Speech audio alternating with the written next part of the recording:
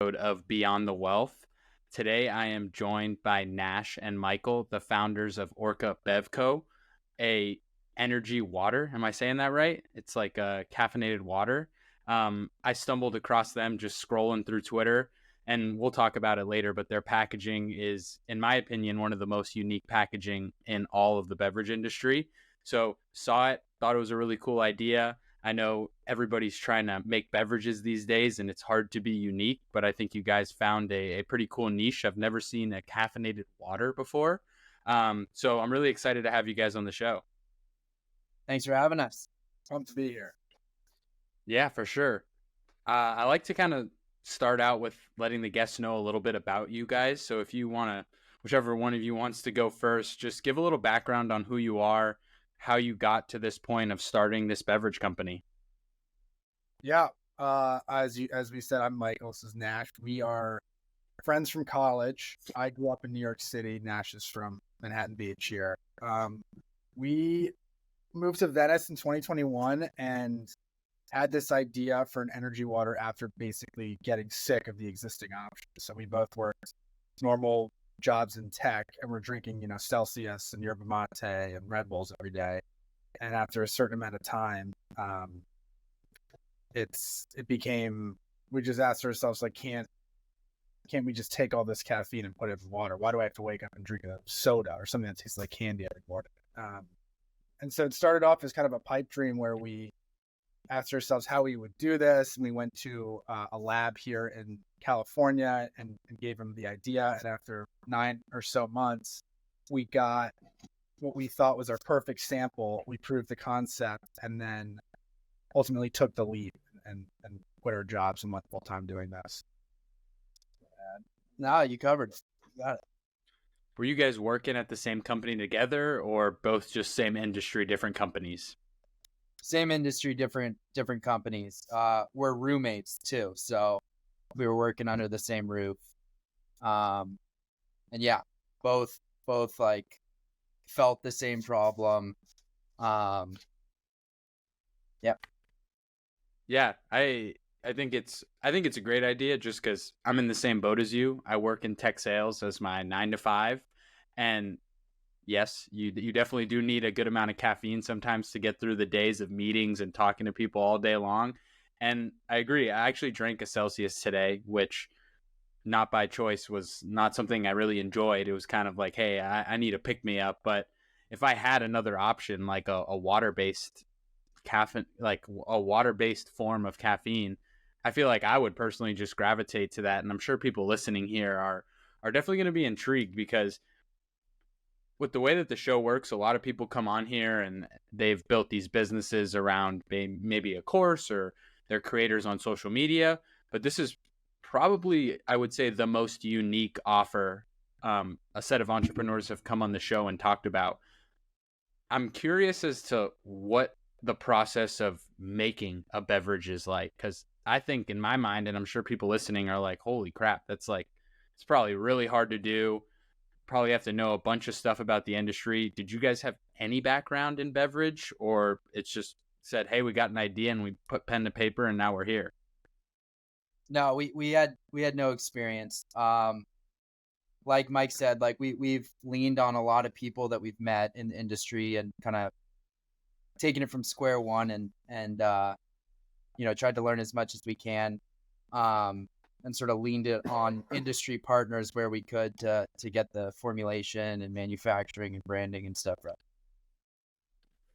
And had you guys ever been entrepreneurial before your jobs at these tech companies? Because starting a beverage, I mean, Shark Tank, we have a bunch of people that watch Shark Tank that watch the show. And every time people go on Shark Tank and pitch a beverage company, it's usually pretty tough.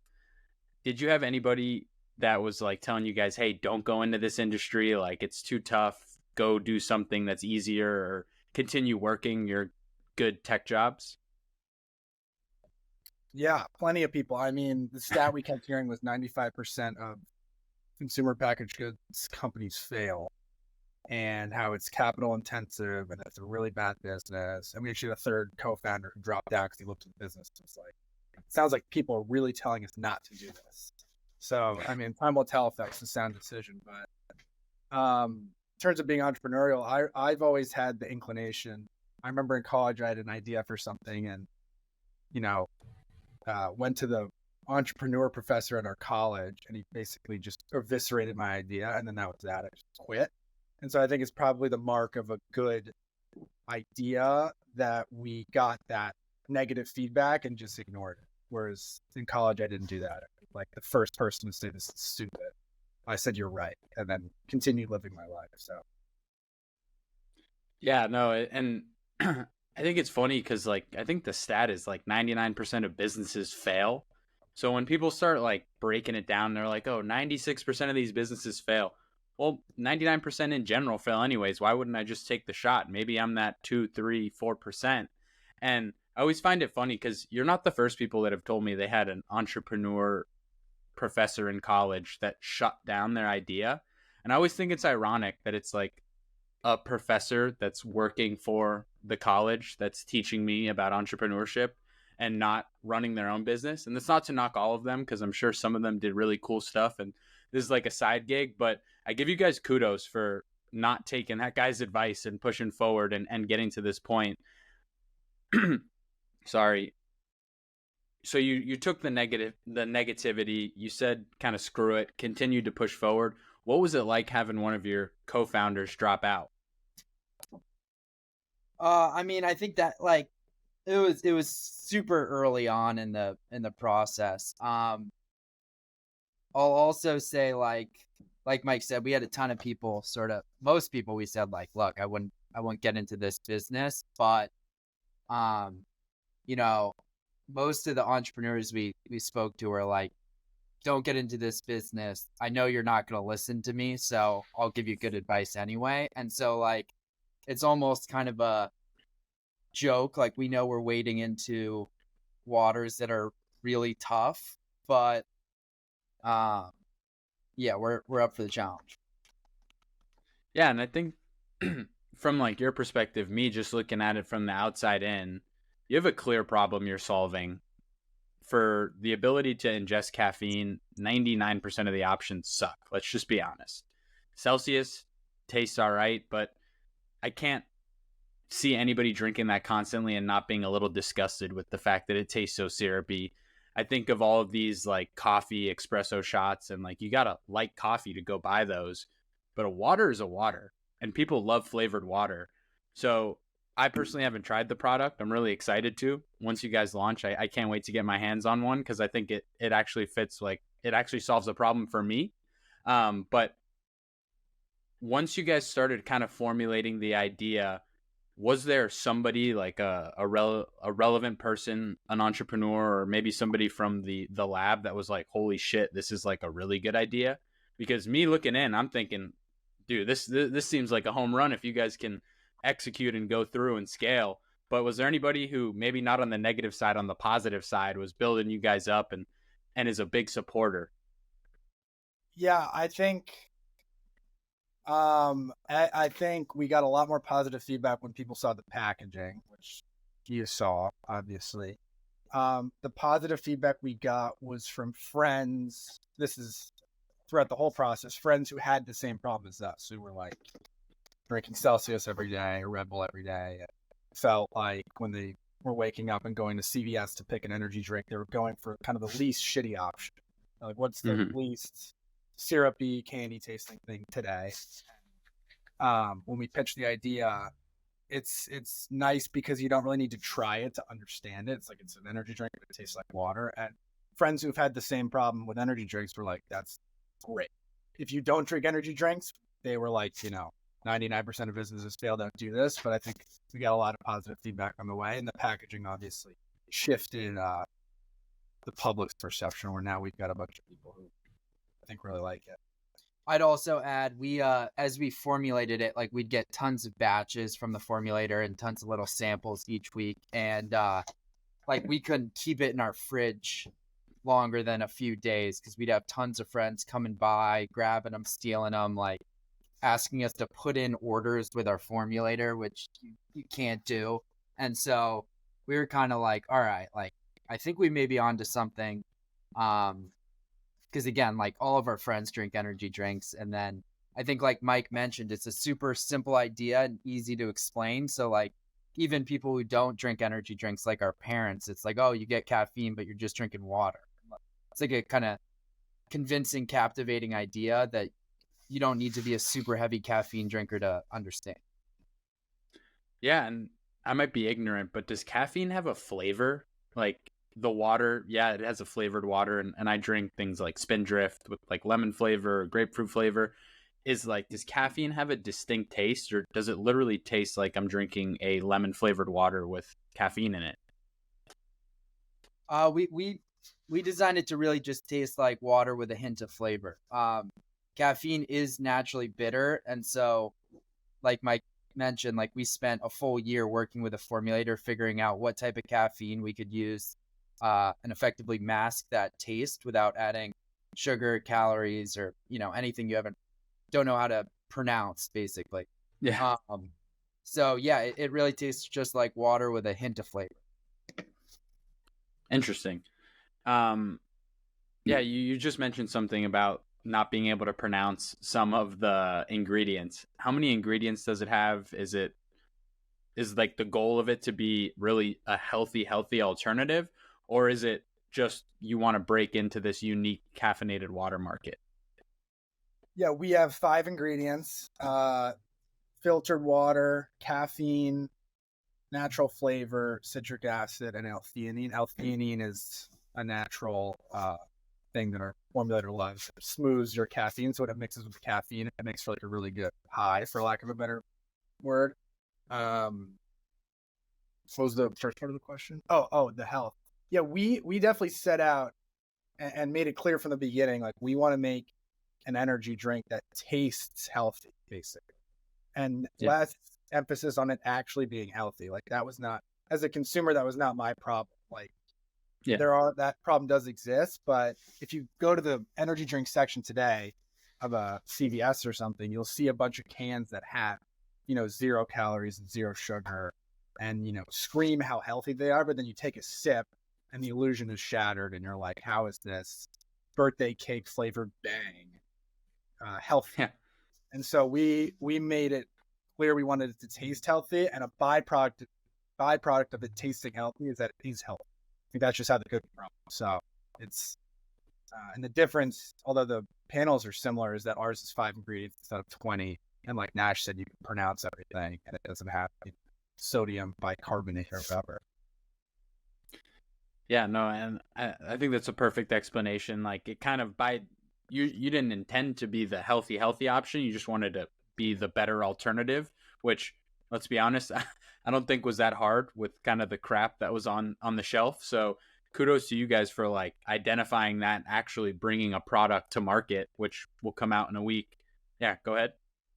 No, sorry, I was just pointing out the dog in the background, looking like. Oh, I know. I'm happy we got an extra guest on the show. Just make sure she, yeah, she might. That's have funny. Yeah, our dog is no longer with us. We can keep the podcast going. Yeah. So you guys kind of naturally solved a problem without intentionally going in and solving it. So you kind of killed 2 birds with 1 stone here, which I think is extremely unique, because most people just try and successfully solve one issue. You guys have kind of tackled both while bringing a really unique product to market. We've talked a ton about the packaging. How did that idea come about?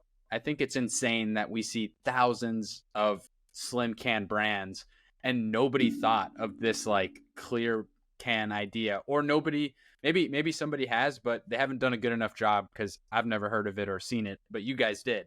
Where did that idea come from, and what was the reaction when you saw it for the first time in person? Well, to answer your question, maybe the competition doesn't want you to see what's inside. Would be Spot the reason on. not to use it. And I think that was basically, I think there's a few things that the primary driver for us was like, we wanted to showcase to the consumer that what was inside was clear. Like it's just water. It's not green, it's not purple, it's just water. It's like something that if placed next to other energy drinks is almost like seemingly misplaced. And I'd also mention that, like, more generally on the branding side, like, we noticed that a lot of these energy drinks were branded to sort of like extreme fitness and extreme athletes and had like these intense colors and stuff. While, we were, again, just really drinking these in our day job to kind of get through the day. And there was sort of a mismatch in how these were branded. And yeah, Mike's actually got a really good anecdote about going to his office in Germany and like seeing all these crazy energy drinks. Yeah. It's just like Nash said, we drink the drinks for work, but I would never have drunk, a Bang at my office job. And so like I went to my office in Germany and they had a big Red Bull fridge, and no one in the history of the company took like a huge Red Bull out of the fridge and put it on their desk and drank it because it's coffee. And so the idea was kind of like, let's take the coffee branding, I guess, and apply it to energy drinks. Continue with the packaging.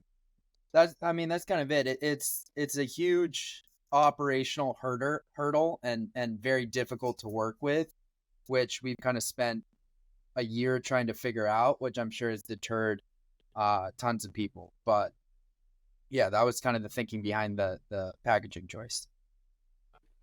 Okay. And did you guys raise any money for this business? I know beverage is very capital intensive.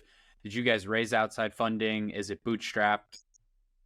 We bootstrapped it ourselves for the first kind of development phase, and then we did a friends and family round this summer, which should last us through this trial, which is upcoming. We're launching next week, but of course this will already be out, so it's already out. Technically, it is already out. What was it like raising a friends and family round? I know sometimes it's tough to get money from friends or family like that because you somewhat feel like you owe them a success story here. What was that experience like? Yeah, definitely. It raises the stakes. Like, you're taking people's money regardless of who it is. I think, like we mentioned earlier, like our friends were really excited about the idea and could see themselves consuming this, and even our parents and adults that we knew and raised from saw the vision too. So I think that made it a little bit easier, like people investing in something they could see themselves consuming. And then are you guys still open to taking funding? Are you going to raise another round? I ask that because we do have investors that listen to the podcast. And is that something you're interested in? Not interested? Are you going to try and kind of take that friends and family and hopefully the launch goes amazing? I'm sure it will. And then kind of try and see how far you can bootstrap it? Or is raising more money a 100% part of the business plan? Yeah, raising money in the future is 100% part of the business plan. I think the question is when, and the answer will come based on this launch, basically. So we plan on making and trying to sell something like 15,000 cases over the next 6 to 12 months. And yeah, we want to raise more money and have a global takeover that costs a lot of money. So at some point we will do a seed round, but the question is when, I think. Nice. Let's talk about the launch strategy. By the time people are listening to this, it will be a little over a week from when the product came out. What is the strategy behind the launch? Are you guys going all e-com? Are you trying to get into stores? How did you go about finding these opportunities and finding this way to kind of push the product out? And talk to this like if there's somebody listening that is trying to build a business or wants to get into beverage and they want to know what the distribution looks like.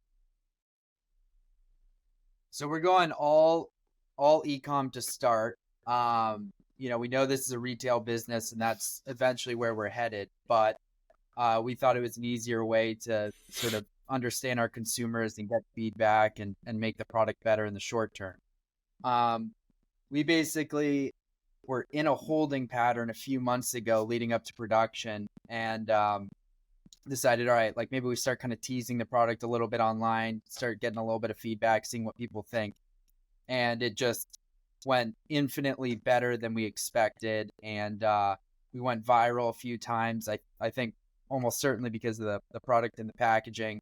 So now kind of are in a spot where we've got thousands and thousands of emails of people on our email list and people waiting for the product. And that kind of changed and ramped up the sort of production strategy and schedule. But yeah, that's how we went about it, and that's how we're looking at it. Let's take a quick second from the episode to talk about our sponsor, Micromedia. Micromedia is responsible for all the editing of this podcast and all of our short form content for this podcast as well. Micromedia and the team is amazing to work with, and they're responsible for making our podcast look amazing. They help us distribute all of the short form all over our social media platforms to reach as many people as possible. If you're looking for someone to edit your podcast, do short form for your podcasts, or just short form in general, Micromedia is the number one option on the market right now. Feel free to reach out to us or just reach out to Micromedia on socials or online. But they are responsible for all of this amazing work and have been nothing but great to work with. Now back to the episode. And do you guys plan on prioritizing outlets like TikTok and going to creators to kind of do organic traffic to the website? I know TikTok Shop is blowing up. I don't know if you could sell food and beverage on there yet. Maybe I'm wrong. But is that a part of the strategy, or is it going to be more of an ads-based business where you're going to run Facebook ads and Google ads and really try and drive traffic to the website in that way? Yeah, I think the former. We have seen, as Nash just outlined, a bunch of success online promoting the drink, and we haven't spent any money. And so that's nice.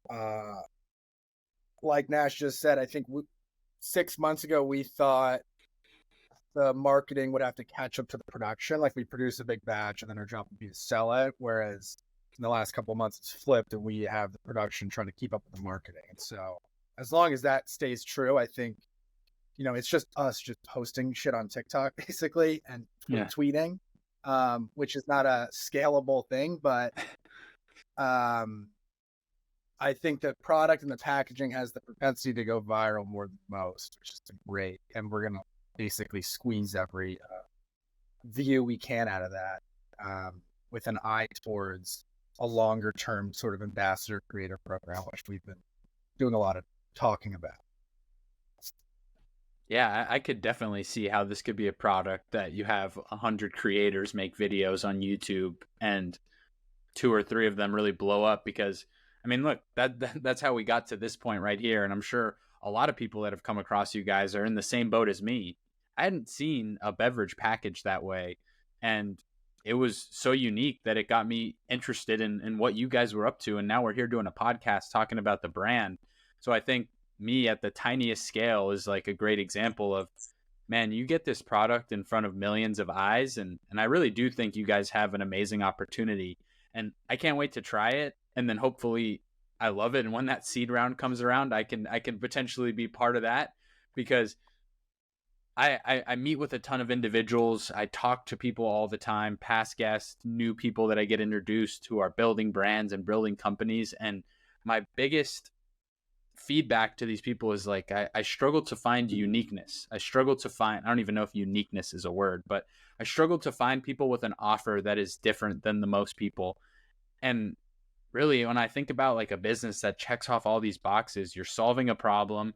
You're actually solving 2 problems indirectly.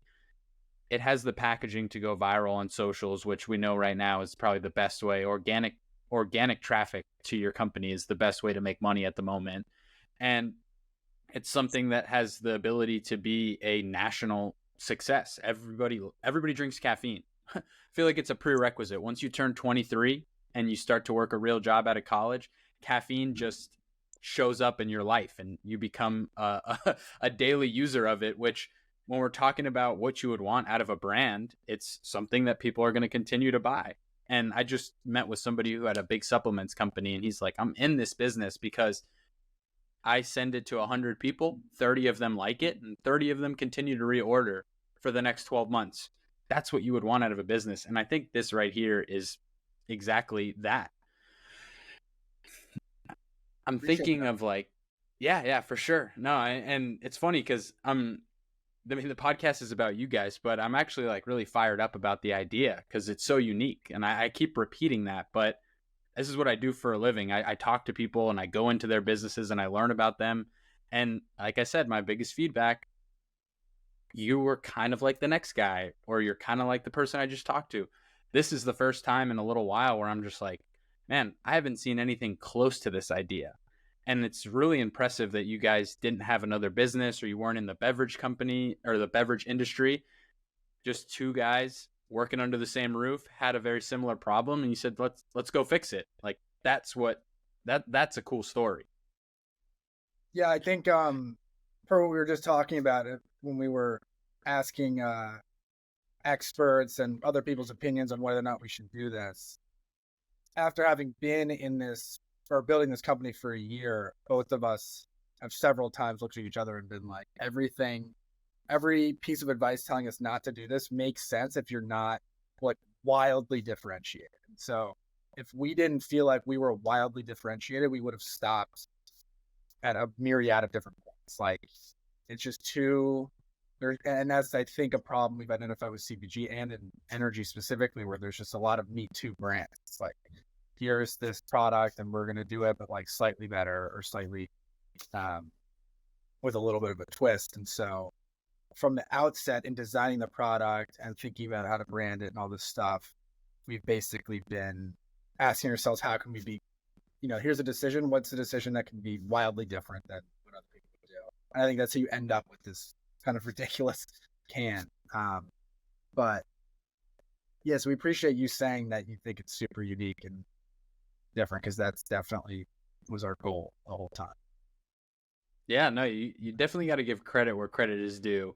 I want to know about the name Orka. Where did that come from? What was the idea behind naming a beverage Orka? Orka is the Icelandic word for energy. In many ways, it is the opposite of a Red Bull. In actuality, like we spent months trying to figure out the name, and like everything you do when you're trying to think of a name, like looking up energy, clear, all this in different languages, and like we had lists of hundreds and hundreds, and we're considering, like, looking back on it, just totally absurd stuff.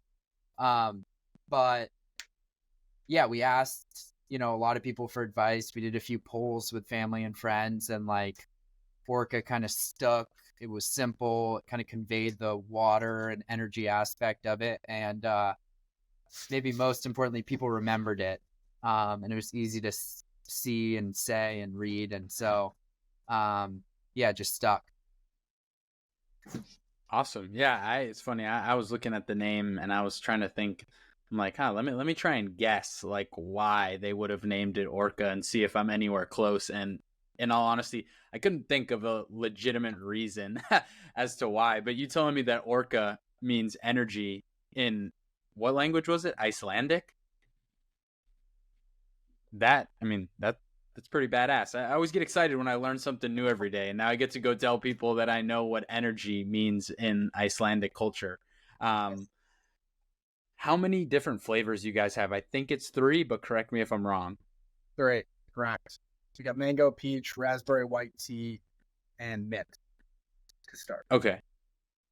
How did you come up with those different flavor variations? We let our formulators cook, basically. We knew, again, with the sort of whole ethos and value prop of the drink, we didn't want absurd flavors like Starburst and Skittles and whatever. We wanted this to be super simple, super light. We thought a lot about what flavors work best with water, like what if you were to do just a normal flavored water without caffeine, what you'd want. And ultimately just relied on them to test a bunch of stuff, and we tried tons of different flavors, and these were kind of the 3 winners. And then to talk to the people listening who maybe want to start a beverage company, what was it like finding a formulator? What was it like hiring one? And kind of what was the back end of that whole process? Because in all honesty, that's a selfish question for me. I'm just curious. Yeah, it's a lot of Googling. and asking people, as close to the space as possible, even though I don't even think we knew anyone in the space, but even tangentially related. And we met with, I don't know, like 10 or something. And that's kind of been the formula for every decision. And every time we've had to, we need a lawyer to do this. We need someone to take our design idea and create a PDF for the printing. And it's like, okay, let's interview 15 designers and let's interview 15 formulators and just kind of pick the best one. So that's been the just trial. Talk to a bunch of people and pick who you think's the best and is cheap. And then I know, like you just mentioned, you've outsourced a few things, like obviously your formulation and things like that. Is it just you two running the business? Have you hired any employees, or it's just both of you? Just us. Nice. That's the best time. As you're kind of going through your, like you said, a little over a year since the idea became now where we're at a week away from launch, or when you're listening now, already launched. What's, maybe if you guys can both look back, what's a time where things didn't look so bright and shiny and you had to deal with some adversity? I think people might be interested, and I'm sure you have a good answer for this. I can think of one. It's been incredibly difficult to produce with these cans. And we basically did a production run that didn't work out with these cans and spent a ton of money and ultimately learned a lot and learned what we need to do and fix to produce effectively. But we did that twice. Yeah, we did that twice, really. But and what was wrong with the cans? Why was that why was that a problem? Well, the cans run on a standard aluminum line, but require all sorts of different adjustments and sort of have these little differences that a manufacturer would need to make. And so, like, for example, the seaming of the can is different than what you do with aluminum. So we did a full run where like everything was kind of seamed incorrectly and we lost tons and tons and tons of product. But yeah, I mean, there's been a ton of, there are days where it's like, oh my God, like we've got the best idea ever. Like we're going to make it, we're going to be rich. And then there's days where it's like, oh my God, like everything is going wrong. I think you just got to push through the bad days. I don't know. Yeah, we had 2 days where we spent a bunch of money and made a bunch of Orka and then tasted it and we're like, fuck, we cannot sell this. And we just, everything is down the drain. And like Nash just said, that's when, I mean, we've been pretty good about keeping in high spirits and like keeping our heads up and just persevering. And that's how we ended up with this final run that worked. But those were dark days for sure. Yeah, I always like to ask that question because I don't think you can call yourself an entrepreneur if you haven't been punched in the face a good amount of times, because in my opinion, I think that's just what business is. Any given day at any given time, you can get punched right in the face without having any warning. And I think that's what makes it fun. You've got to be able to find a way to get out of that. I'm curious, when you're telling me there was the seaming issue with the cans, was that on you guys for not providing the manufacturer with the right intel to do it right? Or was that like a fault of the manufacturer because they're the one that put the can together? It's always our fault at the end of the day. I think like, yeah, it's a learning process for everyone. And ultimately it's on us to enable all of our vendors and our manufacturer to get it right. So I think we always kind of view it as something that we could have done differently. And even if it's like, yeah, it's always on us. And they're taking a chance on us just because of the uniqueness of the product. Like these manufacturers can say no, which we've gotten rejected 20 times. We've called 50 co-packers around the country. And it's very easy for them to say, no, we're not going to do your insane can that we don't know how to run. We're going to do the normal 12-ounce sleek aluminum can of the other 50 million beverages that produce in that. And so the ones that do and did say yes, I don't know if you're still with us. Yeah, can you see me? Oh, yeah, I think your camera went out. The ones who stuck with Oh, us, shit. even though it didn't go as we hoped, we are grateful that they said yes at all. Yeah, I mean, I could easily see how some would want to just not take the risk, and I'm now just kind of going through and thinking, is the can that you guys are using significantly more expensive than you went with an aluminum, It is or more was it like okay? So what's I mean, you guys don't have to answer if you're not. I mean, it's going to be out already, so I guess it wouldn't really matter. But what are you guys pricing these cans at? Is it going to be like something that you want to sell individually, or are you selling in packs? We're selling 12 packs for $36 online, including shipping. So it's $3 a can. Okay, awesome. I would buy that, and I hope people listening would buy it too. Because the good thing is it's going to be ecom based. This will come out, so for anybody listening, the link to purchase them will be in the bio below. If you're listening on Spotify, Apple Podcasts, or YouTube, so I would suggest you check it out because I'm going to check it out because who the hell doesn't want a different way to intake caffeine? I mean, come on, We'll everybody also listening to this. we will Yeah, go ahead. also have interesting merch available. I won't ruin it, but even if you don't drink caffeine, I think it's worth checking out. All right, interesting merch. Can you give like a teaser or a little hint for people listening? No, it's I don't know. I under don't know. wraps. Well, I guess it's already out, right? Yeah, if it's gonna come out on launch day with the product, then it'll already be out, so people listening to it would have already seen it. Say it rhymes with harpoon. Okay, Fantique nailing harpoon. Yeah. It all rhymes with right. Let's see. I'm interested to see what it is, and I'm interested to see what the product is. um, Last question I always ask everybody is, and you guys can both answer this uniquely, and it doesn't have to do anything with the brand if you don't want it to, but what are you all excited about in the near future? And you can't say the cop out answer of launching the brand.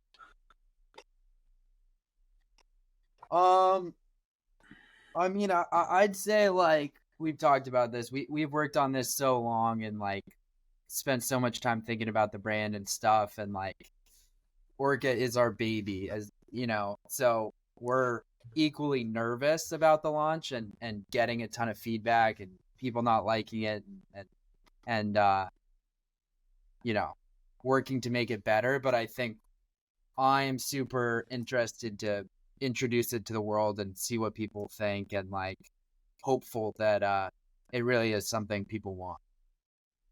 to cop out answer. Awesome. I'm gonna say the NFL playoffs start, and then yeah, I think building the brand. I think I'll give my own cop out answer. We're really like where we're at with the product, and it seems like people love the product online. And as Nash said, that's about to be reality, and so that'll be interesting. But I think the next 12 months, I'm excited to build the brand Orka around the product. Love it. And just to tease that a little bit, just as we've made decisions about the product itself, we plan on doing the marketing quite differently and uniquely, and doing things that other brands would not do. So I'd stay tuned for that. All right. Well, I'm looking forward to this. I always tell guests that come on the show is like, now I know you at a more personal level, so I'm not just a viewer on social media. I actually feel like I'm invested in all my guests, and I hope to see them successful because that means they're going to come on the show again later on when they have double, triple, 10x the audience that they did before. So I am personally really excited for you guys. I'm going to be definitely a consumer of the brand, but I'm also going to be somebody who is excited to watch you guys succeed going forward. Where can they find you guys? Where can they find what's the link for the product, or what's the website going to be? Because unfortunately, people are extremely lazy. So sometimes people only go look it up if you tell them what it is. Drinkorka.com is where you can buy it, and we'll be out now. Although I'm sure we sold out instantly by now. So good luck finding it, hopefully. Our TikTok's Orka Bev Co. Our Instagram's also Orka Bev Co. What else? Twitter's Orka Bev Co. But drinkorka.com is our website. Awesome. And for the people that aren't lazy, that will be linked in the description. And look, if you're listening to this, hopefully it is sold out and you can't get it and you got to go get on a waiting list, because that means the launch went great. You're a week too late. But thank you guys both for coming on the show. Like I said, this has been a really fun conversation because, one, there wasn't that much information on you guys outside of this for me to formulate all these crazy questions. It was more of a selfish podcast, in my opinion. I was just curious to learn more about what you guys are doing and what it's like to start a beverage company from the ground up, let alone something in the caffeine space to kind of poke the big bear of coffee that has its grips on all of the United States and really everybody in the world. But thank you guys again for coming on the show. I'm really excited for you and the brand, and I cannot wait to see you guys succeed. Thank you. Thank you for having us. Thank you. Our dog's alive too, which is huge. Yeah, that's a positive way to end it right there.